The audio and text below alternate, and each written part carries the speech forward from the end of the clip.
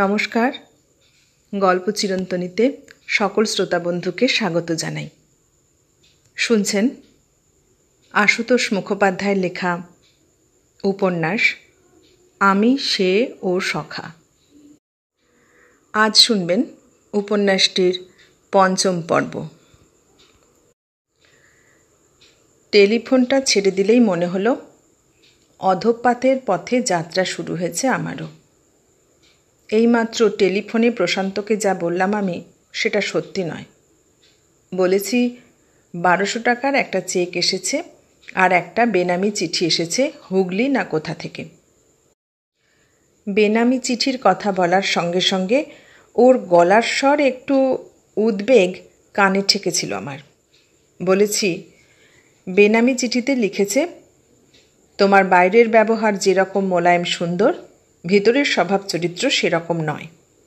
আর বলেছি, সেই সঙ্গে তোমাকে আস্ত একটি কসাইও বলেছে। এই মিথ্যের জবাবে প্রশান্তরও মিথ্যে বলতে একটুও বাধেনি। চিঠি কোথা থেকে এসেছে শুনেই বলে ফেলল, দিন কয়েক আগে ওদিকের একটা সিজারিয়ান কেস ডিসচার্জ হয়েছিল। তারপর ঠাট্টার সুরে বলেছিল, কেমন কাঁটার মুকুট পরে বসে আছি দেখো, ভালো রসদ পেয়েছ, একটা গল্প লিখে ফেলো। হ্যাঁ, চেকও এসেছে, চিঠিও এসেছে। চেক নিয়ে আমি এক মুহূর্ত মাথা ঘামাইনি। চিঠি হুগলি থেকে আসেনি, কলকাতা থেকেই এসেছে। আর বেনামিতে আসেনি, স্বনামেই এসেছে। লিখেছে শ্রীলেখা চ্যাটার্জি। ওই নার্সিংহোমেরই স্মার্ট আর মোটামুটি রূপসী সেক্রেটারি। বয়সে আমার থেকে বছর 3 ছোট হবে, অর্থাৎ বছর 24 বয়স মেয়েটার। নার্সিংহোমের প্রায় শুরু থেকেই আছে বলতে গেলে। মেট্রন নার্স আর সেক্রেটারি নেবার ব্যাপারে দুই বন্ধুরই একটা বিশেষ দৃষ্টি আছে লক্ষ্য করেছিলাম।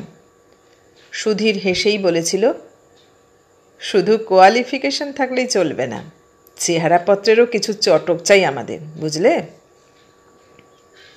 তখন ঠাট্টা করেছিলাম, চটক তোমার দরকার হতে পারে, সেরকম মনে ধরলে শেষ পর্যন্ত তোমার ঘরে এনে তুলতে পারবে, ওর কি দরকার?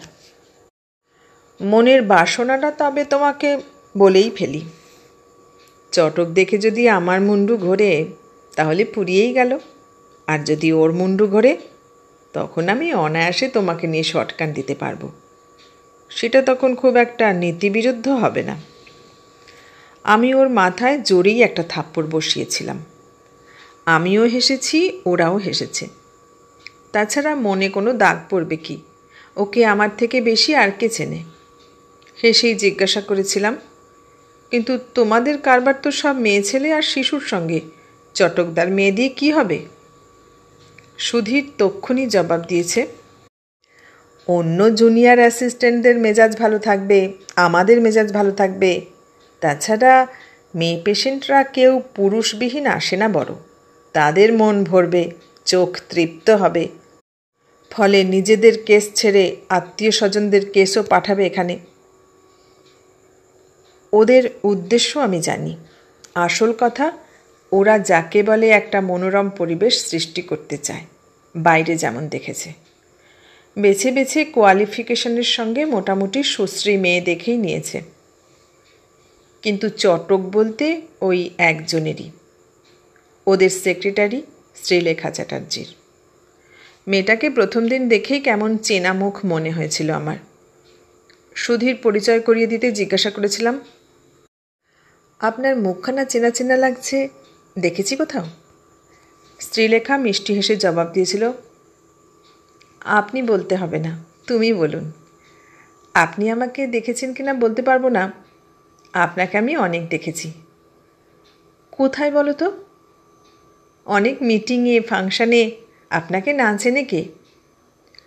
মেয়েটার কথাবার্তায় বেশ খুশি হয়েছিলাম সেদিন, তারপরেও ভালো লেগেছে।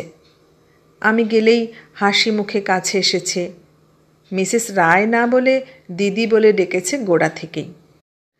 তাই শুনে আবার দুই বন্ধুতে বাড়িতে হাসাহাসি করেছে আর মন্তব্য করেছে মেয়েটা ঝানু বটে। গোড়ায় গোড়ায় ভাবতাম কোথায় দেখেছি মেয়েটাকে। পরের হৃদ্যতায় আর সে চিন্তা মাথায় আসত না। চিঠি এই শ্রীলেখার। এত বড় চিঠি দেখে প্রথমে অবাক হয়েছিলাম। কে লিখল আগেই নামটা দেখে নিয়ে আরও অবাক। চিঠি পড়তে পড়তে আমার সর্বাঙ্গ শিরশির করছে। খেতে বসে চিঠিটা আবার খুললাম। বাড়ি ফেরার আগেই এটা পুড়িয়ে ফেলতে হবে বা একটা কিছু করতে হবে। চিঠিটা দ্বিতীয় দফা পড়তে পড়তে খাওয়ার কথা মনেও থাকল না। চন্দ্রানিধি, প্রথম দিন আমাকে দেখেই আপনি জিজ্ঞাসা করেছিলেন, মুখ চেনা লাগছে, কোথায় যেন দেখেছি, মনে আছে? আমি বরাবর স্মার্ট মেয়ে, অবস্থা গুণে আগের থেকেও ঢের বেশি স্মার্ট হয়েছি। তাই কোথায় দেখছেন আপনি আজও জানেন না। আপনি যে বছর কলেজ থেকে বিএ পাশ করে বেরিয়ে গেলেন, সেই বছর আমি স্কুল ছেড়ে ওই কলেজে ঢুকি। মাত্র মাস কয়েকের জন্য আপনি আমাকে ওই কলেজে দেখেছেন। আমি স্মার্ট মেয়ে, অনেকের চোখে রূপসীও, তাই হয়তো আপনিও আমাকে লক্ষ্য করেছিলেন। নইলে কলেজে আপনার তখন যা নাম ডাক, নিচু ক্লাসের মেয়েরা আপনার কাছে ঘেঁষতে পেত না। দূর থেকে আপনাকে দেখত আর কত যে ভক্তি শ্রদ্ধা করত, সে শুধু তারাই জানে। আপনি কলেজ ছেড়ে ইউনিভার্সিটিতে ঢোকার 6 মাসের মধ্যে কলেজের একটি মেয়েকে নিয়ে কাগজে কাগজে এক কেলেঙ্কারির খবর ফলাও করে ছাপা হয়েছিল, মনে আছে? পয়সাওয়ালা এক অবাঙালি ব্যবসায়ীর ছেলে ষড়যন্ত্র করে কলেজের এক রূপসী মেয়েকে কিডন্যাপ করে কোথায় নিয়ে চলে গেছে কেউ জানে না। বাঙালি ছেলেরা তখন খেপে গিয়ে অবাঙালি ছেলেদের উপর চড়াও হচ্ছিল। সে ধরা পড়লে কলেজে আবার ফলাও করে কোর্ট নিউজ বেরুলো, সেই মেয়ে স্বীকার করেছে কেউ ষড়যন্ত্র করে তাকে অপহরণ করেনি, মেয়েটি নিজে স্বেচ্ছায় তার সঙ্গে চলে গেছিল। আমি সেই মেয়ে, শ্রীলেখা ব্যানার্জি। কোথায় দেখেছেন জিজ্ঞাসা করা সত্ত্বেও আমি গোপন করেছি, কারণ কলেজের নাম আর আমার নাম এক হলে বাকিটুকু আপনার মনে পড়ত। আমার বাবা স্বল্পবিত্তের মানুষ ছিল। ভয় পেয়ে ওই ছেলেটি কাপুরুষের মতো আমায় ত্যাগ করার পর ঘরেও আমার জায়গা হয়নি। তারপর 2 বছর আমার কিভাবে কেটেছে আমিই জানি। পুরুষের বাসনা নিম্নগামী হলে সে কী বিভৎস তাও জানি। শেষ পর্যন্ত আমার আশ্রয়দাতা উত্তরপ্রদেশের এক প্রৌঢ় শিক্ষিত অবস্থাপন্ন ভদ্রলোক। তার কাছ থেকেই আমি বিএ পাশ করি। তখন আমার সন্তান সম্ভাবনা। কিন্তু সেই প্রৌঢ় ভদ্রলোক, যার শিক্ষা ছিল, দয়ামায়াও ছিল, নিজের এই দুর্বলতাটুকু জানাজানির ভয়ে সে নিষ্ঠুর। আমি স্মার্ট মেয়ে হলেও আসলে এমন বোকা যে আমি তার কাছ থেকে স্ত্রী স্বীকৃতি আশা করেছিলাম আর মা হতে চেয়েছিলাম। না, সে সন্তানকে ভূমিষ্ঠ হতে দেওয়া হয়নি। অনেক টাকার বিনিময়ে সেখানকার এই বিশেষজ্ঞ ডাক্তার সব সম্ভাবনা নির্মূল করেছে। সেই থেকে আবার আমি আমার ডিগ্রি আর স্মার্টনেসের ওপর নির্ভর করে জীবিকার সন্ধানে নেমেছি, কাজ পেয়েছি। আরও ভালো সন্ধান পেলেই সেটা ছেড়ে নতুন কাজে ঢুকেছি। আপনাদের নার্সিংহোমে আমি 500 টাকা মাইনে পাই। আরও বড় জায়গায় 750 টাকার চুক্তিতে এই মাসের শেষে আমি এখানকার কাজ ছেড়ে চলে যাচ্ছি। আপনার স্বামী ডক্টর রায় মাইনে বাড়ানোর আভাসও দিয়েছেন, কিন্তু আমি এখনো পর্যন্ত রাজি হইনি। তিনি আমাকে রাখতে চান কারণ আমি তার বিশ্বস্ত হয়ে উঠেছি। মাঝে মাঝে এমন রাস্তায় চলতে হয় তাকে, যার দরুন তার বিশ্বস্ত মেট্রন আর সেক্রেটারির দরকার। কেন যাবার আগে আপনাকে এই চিঠি লিখছি আপনি বুঝতে পারছেন কিনা জানি না। এই 2 বছরে আমি আপনাকে আগের থেকেও কত বেশি ভক্তি করি, শ্রদ্ধা করি আপনি জানেন না। ভালোবাসি। আপনার সমস্ত লেখা আমি পড়ি আর দেখি আপনার ভিতরটা কত সুন্দর, কত স্নিগ্ধ। আপনার রুচিবোধের সঙ্গে কোনো কালো জিনিসের আপোষ নেই। আপনার সমৃদ্ধি কামনা করি। কিন্তু কোনো কালো রাস্তা ধরে সেটা এলে আমার জ্বালা করে, অসহ্য থাকে। আপনি দেখছেন অজস্র ধারে টাকা আসছে, কিন্তু তার সবটাই সাদা রাস্তা ধরে আসছে না, সে খবর আপনি রাখেন? এখানে বেশিরভাগই মা হতে আসে, কিন্তু পুরুষের বাসনার চিহ্ন মুছে দেবার দায়ে মা না হতেও যে আসে অনেকে, সে খবর রাখেন? এছাড়াও আমার কাছে আরও অনেক অভিযোগের নজির আছে, যা শুনলে আপনি অবাক হয়ে যাবেন। জুনিয়র ডাক্তারদের দু একজন আমাকে তাদের প্রিয় পাত্রী ভাবে, নিজেরাও আমার চোখে প্রিয় হতে চায়। এই দুর্বলতার ফাঁকে আমি কিছু কিছু খবর সংগ্রহ করে থাকি। সেসবের বিস্তৃত ফিরিস্তি থাক, আমার শুধু অনুরোধ, আপনার ভেতরবার সুন্দর বলেই ডক্টর রায়কে আপনি সুন্দরের দিকে টেনে আনতে চেষ্টা করুন। নইলে আপনার ভবিষ্যৎ ভেবেও আমার ভয় হয় কেন জানি না। আমার ভেতরে আগুন জ্বলছেই। আমি স্মার্ট মেয়ে বলেই সে আগুন কেউ দেখবে না। কিন্তু আপনি তো পলকা স্মার্ট নন আমার মতো। শ্রীলেখা চ্যাটার্জি। খাওয়া ফেলে আমি উঠে পড়েছি এক সময়। চিঠিটা পুড়িয়ে ফেলব কিনা ভেবেছি বার কয়েক, পরে কি ভেবে ট্রাঙ্কে রেখে দিয়েছি। শ্রীলেখার চিঠির প্রতিটি বর্ণ আমি বিশ্বাস করেছি। কেন করেছি আমি জানি না। অনেক দিনের একটা দুর্বোধ্য অস্বস্তি আজ একেবারে স্পষ্ট হয়ে আমাকে চারদিক থেকে ছেঁকে ধরেছে। ভিতরটা সেই থেকে চিনচিন করে জ্বলছেই। ঘরে আর টেকাই গেল না, বেরিয়ে পড়লাম। রাস্তায় নেমে ট্যাক্সি ধরলাম একটা। শ্রীলেখার বাড়ি চিনি না, ফ্ল্যাটের নম্বর জানা আছে। ঘড়িতে সময় দেখলাম, আরও ঘন্টা 2 পরে তার ডিউটি। সকালে 7টা থেকে 11টা আর বিকেল 5টা থেকে 8টা তার নার্সিংহোমে হাজিরার সময়। আমি গিয়ে হাজির হব শ্রীলেখা কল্পনা করতে পারেনি। বড় জোর তাকে ডেকে পাঠাবো ভেবেছিল হয়তো। আমাকে দেখেই থতমত খেলো এক প্রস্থ। কি আশ্চর্য আপনি! খুব আশ্চর্য? না, ভিতরে এসে বসুন। ভিতরে এলাম। সাজানো গোছানো একজনের ঘর। চেয়ারে বসলাম, ও শয্যায়। বললাম, আমাকে ভালোবাসো, ভক্তি শ্রদ্ধা করো, সেজন্য চিঠিটা লিখেছ? নাকি আমি এত ভালো আছি দেখে ভিতরে ভিতরে কিছু যন্ত্রণাও আছে? শ্রীলেখা গম্ভীর তক্ষুনি।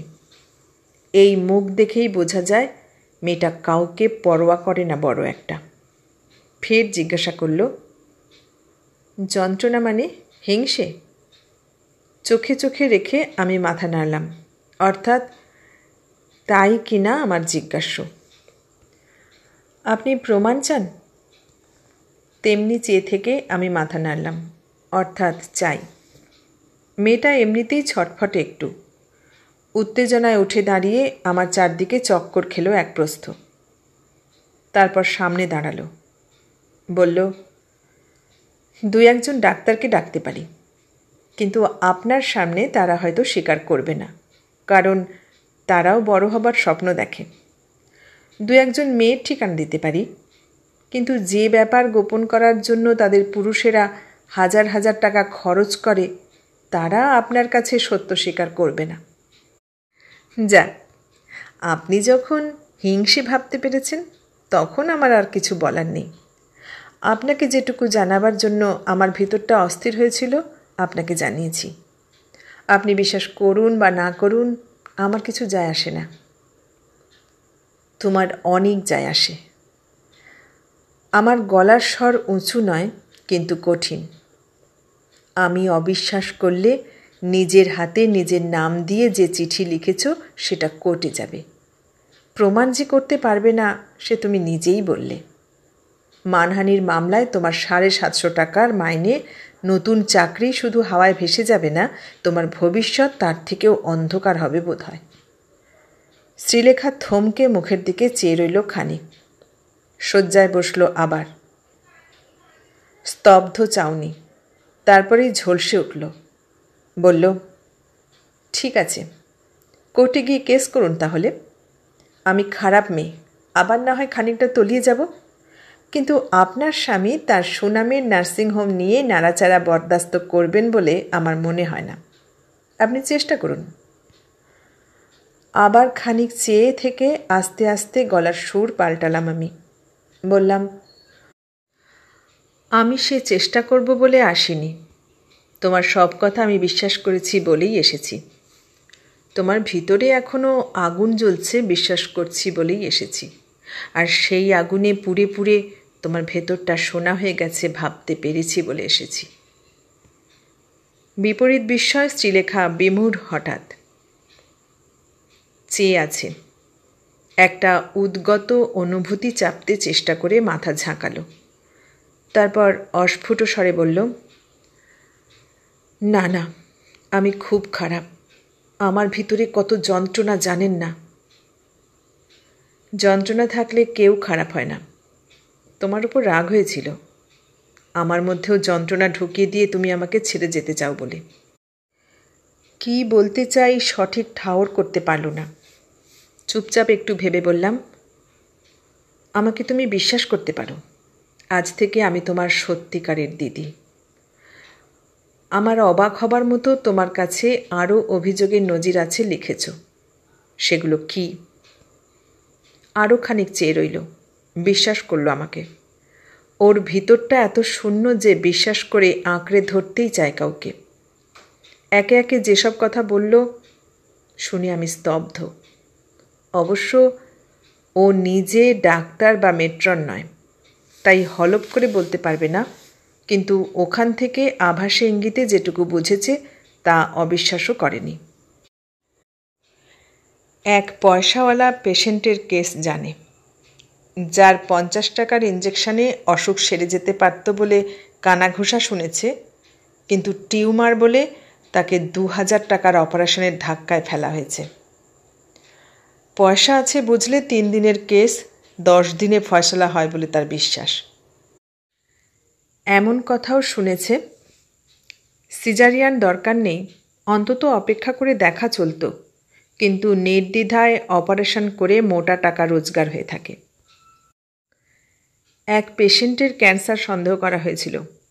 21 দিন তাকে আটকে রাখার পর ত্রাসে প্রায় পাগল হয়ে 1500 টাকার ওপর বিল মিটিয়ে সেই পেশেন্ট অন্যত্র গিয়ে বড় ডাক্তার দিয়ে নিজেকে পরীক্ষা করিয়েছে। তারপর রীতিমতো গালাগাল করে নার্সিংহোমে চিঠি দিয়েছে। সেক্রেটারি হিসেবে সে চিঠি আমি খুলে পড়েছি। ডক্টর রায় সেটা পড়ে ছিঁড়ে ফেলেছেন, হেসে বলেছেন, যত সব পাগলের কাণ্ড। আমরা তো সন্দেহ করেছিলাম, ক্যান্সার হয়েইছে সে কথা তো বলিনি। অনেকক্ষণ চুপচাপ বসে থাকার পর ওর সঙ্গে আরও একটু অন্তরঙ্গ হবার আশায় বললাম, এক পেয়ালা চা খাওয়াতে পারো? ব্যস্ত হয়ে শ্রীলেখার সেখানেই চা করতে বসল, ফলে আমি ভাবার অবকাশ পেলাম একটু। তারপর জিজ্ঞাসা করলাম, এরকম যে হচ্ছে ডক্টর সুধীর দত্তও জানেন তো? ডক্টর দত্তর কথা ছেড়ে দিন, তিনি এক অদ্ভুত মানুষ। কোনো কিছুতেই তিনি সেভাবে মাথা দেন না, দিলেও ডক্টর রায়ের ওপর দিয়ে কিছুই ভাবতে চান না। অদ্ভুত মানুষ বলতে তুমি ভালো বলছো না খারাপ বলছো? ভালো, খুব ভালো। গরিব পেশেন্টও তো এক আধজন এসে পড়ে। এই তো সেদিন এক পেশেন্ট এসেছিল যার সিজারিয়ান দরকার, অথচ টাকার জোগাড় নেই।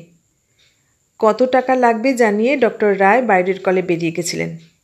মেট্রন এসে আমাকে জিজ্ঞাসা করল কি হবে, কেস খারাপের দিকে গড়াচ্ছে।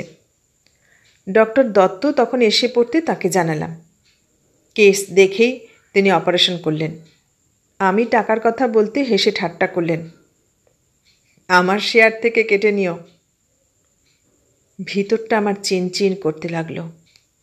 চায়ের পেয়ালা আমার দিকে বাড়িয়ে দিয়ে শ্রীলেখা আবার বলল, আসলে ব্যাপার কি জানেন, ওই ভদ্রলোকও যে 2-1টা অন্যায় অপারেশন করে না এমন নয়।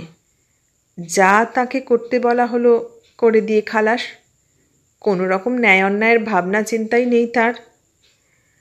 এমনই হয়েছে এখন উনি খারাপ কিছু করে বসলেও খারাপ কেউ ভাবে না। চা খেতে খেতে চিন্তাচ্ছন্নের মতো কাটালাম খানিক, কিন্তু কিছুই ভাবছিলাম না, নিজেকেই ঠান্ডা করতে চাইছিলাম। তুমি নোটিশ দিয়েছ? মুখে বলেছি। ডক্টর রায় আপত্তি করেছেন, মাইনে বাড়াবার কথা বলছেন। কত বাড়ায় দেখো, বাদবাকিটা তুমি আমার কাছ থেকে নিও। মোট কথা ওই 750 পাবে তুমি, তার থেকে বেশিও দিতে পারি, কিন্তু এখান থেকে যাওয়ার চিন্তা তোমাকে ছাড়তে হবে। না চন্দ্রানিদি, না, আমি শুধু টাকার জন্যই যাচ্ছি না। আমার মাথায় কেমন হয়ে গেছে। কেউ গণ্ডগোলের রাস্তায় চলেছে মনে হলেই কীরকম অসহ্য লাগে, ছুটে পালিয়ে যেতে ইচ্ছে করে। কিন্তু আমাকে এই যন্ত্রণার মধ্যে রেখে তুমি পালিয়ে যাবে? তাহলে জানালে কেন? আমাকে যদি তুমি একটুও ভালোবাসো তাহলে যাবার কথা আর মুখেও আনবে না। এরপর তোমাকেই আমার সব থেকে বেশি দরকার। তুমি চলে যেতে চাইলে তোমাকে আমি শত্রু ছাড়া আর কিছুই ভাবব না।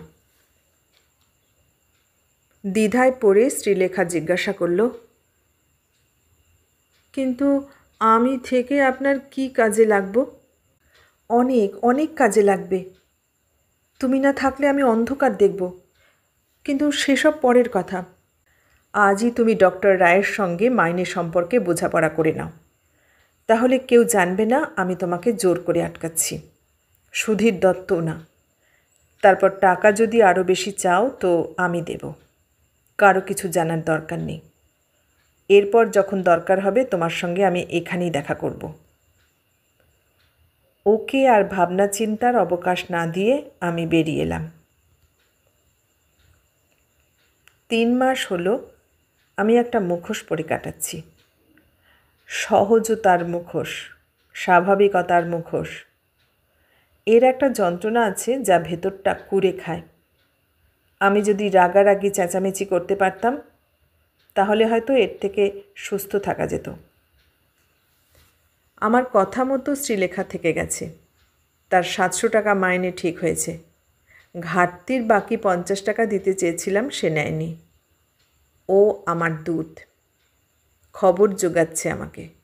এতে ওর এত উৎসাহ, এত চাপা উদ্দীপনা যে মনে হয় ওকে আগের মাইনে নামিয়ে আনলেও ও শুধু এই সংগোপন দায়িত্বটুকু পালন করার জন্যই থেকে যাবে। গোড়ায় গোড়ায় আমি গেছি ওর ওখানে।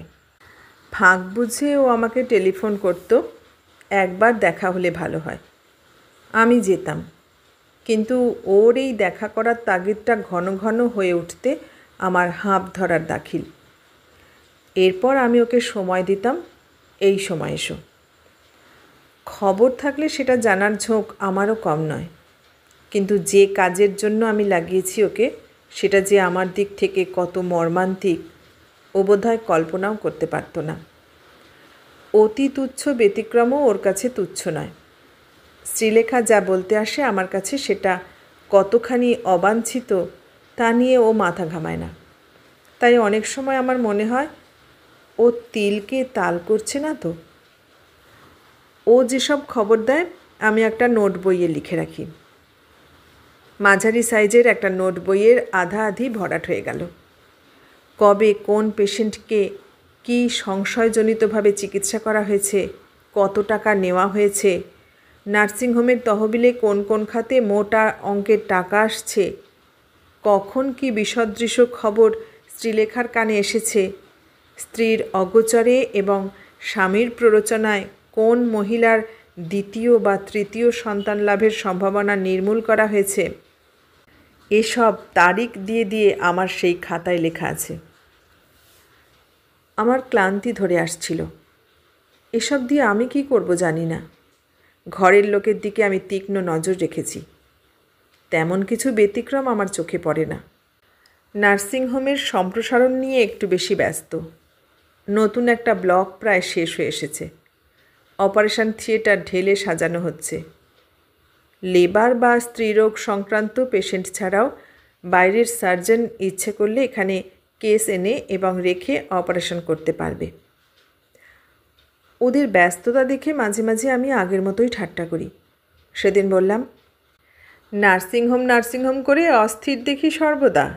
ঘর বলে কিছু নেই। প্রশান্ত বলল, তুমি কুঁড়ে হয়ে গেছো, লেখা কমিয়েছ কেন? জবাব দিলাম, সুধীর বলে আমার লেখার বিষয়বস্তু হাওয়ায় ভাসে, তাই বাস্তব বস্তু খুঁজে বেড়াচ্ছি। নার্সিংহোম নিয়ে লিখলে কেমন হয়? সত্য কিনা জানি না, আমার মনে হলো প্রশান্ত যেন একটু সচকিত হলো। সে তো আরও অবাস্তব হবে। নার্সিংহোম সম্পর্কে তুমি জানো কি? সঙ্গে সঙ্গে ভিতরে ভিতরে আমিও যেন নাড়াচাড়া খেলাম এক প্রস্থ। ভিতর দেখার উদগ্র তাড়না একটা, কিন্তু তার ওপর দিয়ে সহজতার প্রলেপ ছড়ানো কত শক্ত আমিই জানি। আমি চাই গলার স্বরেও কৌতুক ঝরুক। বললাম, এমন দুটো নার্সিংহোম বিশারদ আমার হাতের মুঠোয়, আমার জানতে কতক্ষণ লাগবে? রসদ তোমরা যোগাবে। সুধীর সিগারেট টানছিল, হাসছিল মিটিমিটি আর শুনছিল। এবারে ওর যেন উৎসাহ দেখা গেল। বলে উঠল, এবার লেখার ছিঁচকাঁদুনি ছেড়ে বুদ্ধিমতির মতো ভাবতে শুরু করেছে দেখা যাচ্ছে। ওয়ান্ডারফুল হবে। তুমি লেখো, আমি মেটেরিয়াল সাপ্লাই করব। কিন্তু আমরা কত সময় কত রকমের কাণ্ড করি জানলে যে তোমার আবার নরম স্নায়ুতে ঘা পড়বে। আমি আকাশ থেকে পড়লাম যেন। সেরকম কাণ্ডও আবার করো নাকি তোমরা? আলবাত করি। পয়সা ছড়ানো দেখলে কেউ না কেউ ঘরে তুলবেই, যে না তোলে সে বোকা। তাহলে আমি ধাক্কা খাবো কেন? ঠিক এই জায়গাতেই প্রশান্ত বাধা দিল। বন্ধুর উদ্দেশ্যে আধা বিরক্তির সুরে বলল, কি বাজে বকিস, ঠিক নেই। আমার দিকে ফিরল, সাদাসিধেভাবেই বলল, তুমি যদি ডাক্তার লেখিকা হতে তাহলে বলতাম লেখো, মাঝখান থেকে লোক হাসবে। আমার মনে হয় যা নিয়েই লেখো তার ভেতরে ঢোকা চাই। উৎসাহের অভাব নেই যেন আমার, অবুঝপনারও নয়। সাগ্রহে প্রস্তাব করলাম, কেন, আমি যদি কিছুদিন তোমাদের নার্সিংহোমেই থাকি, ভেতরে ঢুকতে পারবো না? আমি তো আর ডাক্তারি শাস্ত্র লিখতে যাচ্ছি না। মাথা খারাপ নাকি? যুক্তির দিকে না গিয়ে প্রশান্ত সোজাসুজি প্রস্তাবটা নাকচ করে দিল। ছদ্ম গাম্ভীর্য সুধীর বলল, তুমি লিখবে বলে আমরা আমাদের ট্রেড সিক্রেট ফাঁস করতে রাজি নই। ভিতরে ভিতরে আঁচড় পড়ছে, তার জ্বালা আছে, যন্ত্রণা আছে, প্রকাশ নেই। আমার নোট বইয়ে যা সব লেখা আছে সেগুলো আমি লেখার কাজে খাটাবো, এমন চিন্তা আগে কখনো মাথায় আসেনি। কিন্তু মনের তলায় এখন সেই লোভই যেন উঁকি ঝুঁকি দিচ্ছে। তখনকার মতো সেটা বাতিল করেছি। আমাদের বিয়ে হয়েছে আজ 6 বছর। এর মধ্যে একটু আধটু মান অভিমানের ব্যাপার কখনো ঘটেনি এমন নয়, কিন্তু সেসব এত তুচ্ছ যে মনের ওপর এতটুকু দাগ কাটেনি কখনো। কিন্তু আবার একটা সামান্য ঘটনায় মানুষটা সেদিন হঠাৎই যেন আমার সম্পর্কে সজাগ একটু, ঠিক যা আমি চাইনি। আমার পরিচিত লেখকদের কারো স্ত্রীদের স্বাস্থ্যগত ব্যাপারে কোনো রকম সমস্যা উপস্থিত হলে তারা সোজাসুজি আমাকে টেলিফোন করেন, তারপর নির্দেশ মতো স্ত্রীকে নিয়ে বাড়িতে বা নার্সিংহোমে দেখিয়ে যান। অস্বীকার করব না, কোনো রকম ফির আশা না রেখেই প্রশান্ত যত্ন করে দেখে ভেবেচিন্তে পরামর্শ দেয়। কেউ কেউ ফি দিতে এলে হাসি মুখে সে পাল্টা অনুযোগ করেই ফি দেবার ইচ্ছে বাতিল করে দেয়। সেদিন এক ভদ্রলোক অ্যাপয়েন্টমেন্ট করে একবার বাড়িতে এসেছিল। ভদ্রলোক ওরই বয়সী, আর তার স্ত্রীটি আমার থেকে কিছু ছোট হবে। লেখকদের মধ্যে ইদানিং এই ভদ্রলোকের সঙ্গে আমার একটু বেশি খাতির হয়েছিল, কারণ তার লেখার মধ্যে বলিষ্ঠ হৃদয়ের খবর মেলে। তার শেষের দুখানা বই পড়ে আমি নিজে থেকে চিঠি লিখে অভিনন্দন জানিয়েছিলাম এবং সস্ত্রীক বাড়িতে ডেকে চা খাইয়েছিলাম। সম্প্রতি স্ত্রীটিকে নিয়ে তার একটু সমস্যা দেখা দিয়েছে। 3 বছর আগে, অর্থাৎ স্ত্রীর যখন 23 বছর বয়স, ছেলে হতে গিয়ে মহিলা ভয়ানক কষ্ট পেয়েছিল। তখন বাইরে ছিল, সেখানকার হাসপাতালের ব্যবস্থাও ভালো ছিল না। মেয়ে হয়েছিল, ফরসেপের আঘাতে হোক বা যে কারণেই হোক বাঁচেনি। 3 বছর বাদে আবার তার সন্তান সম্ভাবনা। অবশ্য তার ঢের দেরি এখনও, কিন্তু মহিলা এখন থেকেই কেমন আতঙ্কগ্রস্ত হয়ে পড়েছে। প্রথমবারের সেই যাতনা আর অঘটন ভুলতে পারেনি। উল্টোপাল্টা কথা বলে, তার সবটাই ভয় মেশানো। এবারে যা হবার হয়ে গেলে পরে আর ছেলেপুলের লোভ নেই তাও ঘোষণা করেছে, এবং একই সঙ্গে অপারেশন করে সেই সম্ভাবনা বাতিল করে দেওয়ার বায়না ধরেছে ইত্যাদি। এসব আলোচনায় আমার সামনে বসে থাকাটা সংকোচের ব্যাপার। যে কোনো অছিলায় উঠে যেতে পারতাম, কিন্তু তা না গিয়ে বসেই ছিলাম। একে লেখিকা, তার উপর ডাক্তারের বউ। পরিচিত জনের এই গোছের সমস্যার আলোচনায় উপস্থিত থাকা যেন জলভাত ব্যাপার আমার কাছে। উল্টে সতীর্থ লেখকের সমস্যা সহানুভূতি সহকারে শোনাটাই যেন স্বাভাবিক।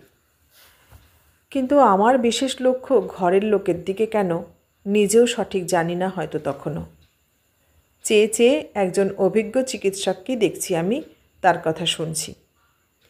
একটু চুপ করে থেকে প্রশান্ত জিজ্ঞাসা করল, আপনাদের বিয়ে হয়েছে কতদিন? তা অনেক দিন হবে, ওর তখন বছর 18 বয়স।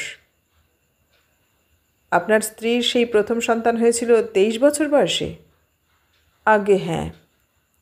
কেন? একেবারে চাঁচা ছোলা প্রশ্ন। লেখক ভদ্রলোক হঠাৎ যেন বিব্রত একটু। কী জবাব দেবে ভেবে পেল না। বলল, 23 বছর তো খুব একটা বেশি নয়। বেশি নয়, কিন্তু খুব কমও নয়। কারো কারো ক্ষেত্রে বেশিই বলবো। একটা জিনিস কি জানেন, এসব জটিলতা আগে এতটা ছিল না। 16, 17, 18 যাদের ছেলেপুলে হয়ে যায় তাদের বেলায় দেখবেন সব থেকে কম ঝামেলা, আর মনের দিক থেকেও তারা অনেক সবল থাকে। যাক, ওই দুর্ঘটনার 3 বছর বাদে আবার এই সন্তান সম্ভাবনা বলছেন। এই লম্বা গ্যাপটাও বোধহয় আপনাদের ইচ্ছাকৃত। ভদ্রলোকের অপরাধী মুখ, জবাব দিয়ে উঠতে পারল না। আমি প্রশান্তর দিকে চেয়ে আছি। তার চাউনিতে অভিযোগ, অভিজ্ঞতা ঠাসা মুখ। বলল, খুব অন্যায় করেন। প্রত্যেক বিষয়েই একটা সায়েন্স আছে, সেটা না জেনে আপনারা নিজেরাই ডিসিশন নিয়ে বসেন। এরপর পেশেন্ট সম্পর্কে নির্দেশ আর তাকে নার্সিংহোমে দেখাবার তারিখ দিতে ভদ্রলোক বিদায় নিল। আমি প্রশান্তর দিকে চেয়ে আছি। বিশেষজ্ঞ ডাক্তার যে, তাতে আমার সন্দেহ নেই। সেও আমার দিকে ফিরল। কি? অর্থাৎ আমার চাউনিতেই এমন কিছু ছিল যার জন্য এই প্রশ্ন? না, আয়নায় না দেখলেও জানি। আমি হাসছিলাম অল্প অল্প। এই ভদ্রলোকের সঙ্গে তুমি একটু ব্যবসাই করলে বোধ হয়। সে অবাকই একটু। কীরকম? 17 বিয়ে করে সকলেরই যদি 23 ছেলেপুলে হয়, আর তারপরেও যদি 3 বছর কাটিয়ে দেয়, তাহলে তোমাদের ব্যবসার অসুবিধা না? কি যে বলো ঠিক নেই। বিরক্ত একটু। আমি যা বলেছি তার সঙ্গে ব্যবসার কোনো সম্পর্ক নেই। আরও বেশি হাসছিলাম বোধ হয়। একেবারে নেই বলছো? কি ব্যাপার বলো দেখি, হঠাৎ তোমার এরকম সন্দেহ হলো কেন? হাসি মিলিয়ে যেতে লাগলো, মুখের ওপর থেকে চোখ সরানো গেল না। বললাম, প্রথম সন্তান আসার ব্যাপারে 23 বছর বয়সটাই বেশি মনে হয়েছে তোমার, আর অঘটনের পর আরও 3 বছর কাটিয়ে দেওয়া তোমার মতে প্রায় অপরাধ। কিন্তু তোমার চোখের সামনে কারো বয়স 27 পার হতে চলল, তার ভালো মন্দ ভাবার তাহলে সময় হয়নি তোমার? মুখের দিকে চেয়ে এবার আমার সত্যিই হাসি পাবার কথা। আচমকা শুকনো মাটিতে আছাড় খেয়ে উঠল যেন। কিন্তু হাসি দূরে থাক, ভিতরটা কেমন খড়খড়ে হয়ে উঠছে আমার। কি কাণ্ড! হতভম্ব যেন। একেই বলে উপন্যাস লিখিয়ে মেয়ে। হাসার চেষ্টা। তুমি নিজেই তো বলেছিলে ওসব এখন না। যখন বলেছিলাম তখন আমার বয়স 21, আর তুমি বিলেত যাচ্ছ। ফিরে আসার পরও কয়েকটা বছর কেটেছে, তার মধ্যে তুমি মস্ত ডাক্তার হয়েছ। কিন্তু এই ভালো মন্দের দিকটা তুমি আমাকে একবারও বলনি। কয়েক মুহূর্তের জন্য হলেও এই ফাঁপড়ে পড়া মূর্তি আমি ঠিকই লক্ষ্য করেছি। তারপরেই হেসে উঠল। লোকটাকে নির্বোধ বলবে কে? বলল, ডোন্ট বি সেন্টিমেন্টাল চন্দ্রা। ভালো মন্দটা নির্ভর করে ব্যক্তিগত টেম্পারামেন্টের ওপর। তাছাড়া তোমার মতো সকলের হাতের মুঠোয় বড় ডাক্তার আছে? ওই ভদ্রলোককে যা বলেছি সেটা ডাক্তারি শাস্ত্রের কথা, কিন্তু দিনকাল যা পড়েছে 24, 25, 26 আগে তো মেয়েদের বিয়েই হয় না। 40 ওপর ফার্স্ট ডেলিভারি কেস কত আছে নার্সিংহোমের রেকর্ডটা উল্টে দেখে এসো। প্রাণপণ চেষ্টায় আমিও সহজ হতে চেষ্টা করছি এবারে। জবাব দিলাম, আমার দায় পড়েছে। ও কাছে গেল, খুব কাছে ঝুঁকে দাঁড়ালো, ঠোঁটের ডগায় হাসি টিপ টিপ করছে। বলল, তোমার ইচ্ছেটা যখন বোঝা গেল, গ্যারান্টি দিচ্ছি অঘটন কিছু ঘটবে না। ধাক্কা মেরে সরিয়ে উঠে দাঁড়ালাম। ছাই বুঝেছ। আমিও তর্কশাস্ত্র অনুযায়ী তর্ক করলাম। ওই ভদ্রলোককে যে তুমি খাঁটি কথা বলনি, ঘুরিয়ে সেটা নিজেই স্বীকার করলে। ঘর ছেড়ে দ্রুত প্রস্থান করলাম। লজ্জা, লজ্জা, লজ্জা। আমারই মাথায় যেন অস্বাভাবিক কিছু ভর করেছে। ওই প্রসঙ্গ যতবার মনে পড়েছে ততবার নিজের ওপর রাগ হয়েছে। অথচ এও ঠিক, জলের মাছকে হ্যাঁচকা টানে টেনে তোলার মতোই ঘরের বিশেষজ্ঞ ডাক্তারটিকে ধরফর করে উঠতে দেখেছি আমি। সন্ধ্যার পর আমার অবস্থা আরও শোচনীয়। বন্ধুকে নিয়ে প্রশান্ত ঘরে ফিরেছে। সুধীরের মুখের দিকে চেয়েই মাথা কাটা যাবার দাখিল আমার। তার হাসি হাসি চোখের দুষ্টুমি দেখেই বুঝেছি সকালের কথা ফাঁস হয়ে গেছে। যত বন্ধুই হোক, এ কেউ বলে দিতে পারে? ভিতরে ভিতরে সত্যিই বিষম ক্রুদ্ধ আমি। সুধীর সোফায় গা ছেড়ে বসেই হাঁক দিল, কফি। কফি না আসা পর্যন্ত দুজনের কেউ ফষ্টিনষ্টির ধার দিয়ে গেল না। প্রশান্ত ছদ্ম মনোযোগে চিঠিপত্র কি আছে দেখতে লাগল, আর ঘরের ছাদটা যেন গবেষণার বস্তু সুধীরের। কফি আসতে গম্ভীর মনোযোগে তাতে 2-4টা চুমুক দেবার পর সুধীর তাকালো আমার দিকে। তোমার সঙ্গে আমি একমত। তোমার স্বামীরত্নটি একটি নির্ভেজাল রাস্কেল। আমি সকোপে জবাব দিলাম, তোমরা দুজনেই। আমিও? আমি তোমার কি উপকার করতে পারতাম? সঙ্গে সঙ্গে অট্টহাসি দুজনের। আমার কানের ডগা পর্যন্ত তপ্ত। উঠে পালাতে গেলাম। সুধীর পথ আগলালো। বসো। সরসে দ্বিতীয় হাসি মুখখানার দিকে তাকিয়ে নিলাম একবার। তারপর বলে উঠলাম, তোমার বন্ধু যদি ভেবে থাকে অন্যের ভালো মন্দ নিয়ে মাথা ঘামাতে দেখে আমার হিংসে হয়েছে, তাহলে খুব ভুল করেছে। তোমরা যে কতখানি পেশাদার হয়ে উঠেছ সেটাই চোখে আঙুল দিয়ে দেখাতে চেয়েছিলাম। সরো। ওর গা ঠেলেই আমি বেরিয়ে এলাম। রাত্রির আপোষের চেষ্টাটা আরও অসহ্য। যতবার কাছে আসতে চেষ্টা করেছে বিরক্তিতে ঠেলে সরিয়েছি। শেষে ও বলেছে, কি আশ্চর্য, সুধীরকে তো শুধু বলেছি, তার জন্যে তোমার এত রাগ কেন? তপ্ত জবাব দিলাম, সব কিছুরই একটা সীমা আছে, বুঝলে? আমি জানতাম ওই একজনের বেলায় নেই। যাক, আমার ভয়ানক অন্যায় হয়েছে। এবারে একরকম জোর করেই সবলে জড়িয়ে ধরল আমাকে। ছাড়ো। কেন? যা তুমি বুঝছো সেটা আপাতত মিথ্যে। আপাতত মানে কি? 27-37 দিকে গড়াবে? রাগ হচ্ছে, কিন্তু রাগ মানেই হার। ভ্রুকুটি করে তাকালাম। গড়ালেও তোমার হুঁশ ফিরত কিনা সেটাই যাচাই করে দেখতে গেছিলাম। ফিরত? ঠিক আছে, তাহলে আরও 1-8 বছর সবুর করো। একটা বড় জিনিসে হাত দিতে যাচ্ছি, এর মধ্যে কোনো রকম গণ্ডগোল বরদাস্ত হবে না। কী বড় জিনিস? সঙ্গে সঙ্গে নোট বইয়ের লেখাগুলো আর তার ফ্ল্যাপে গোঁজা শ্রীলেখার সেই চিঠিটা চোখের সামনে এই প্রথম যেন আকার নিতে থাকল। তা সত্ত্বেও এটা কোনো রকম বড় জিনিস ভাবা যাচ্ছে না। পলকার রাগে আবার ঠেলে সরাতে চেষ্টা করলাম। সরো, তোমার কাছে বড় জিনিস তো শুধু ওই নার্সিংহোম। ব্যতিক্রম লক্ষ্য করেছি বইকি। আদরে সোহাগে আমাকে অস্থির করে তোলার আগ্রহ। এতক্ষণ শুনলেন আশুতোষ মুখোপাধ্যায়ের লেখা উপন্যাস আমি, সে ও সখার ৫ম পর্ব। কেমন লাগলো? ভালো লাগলে লাইক, কমেন্ট, শেয়ার করবেন। আর নতুন বন্ধু হলে সাবস্ক্রাইব করার অনুরোধ রইল। সবাইকে অনেক ধন্যবাদ জানিয়ে আজ এখানেই শেষ করলাম।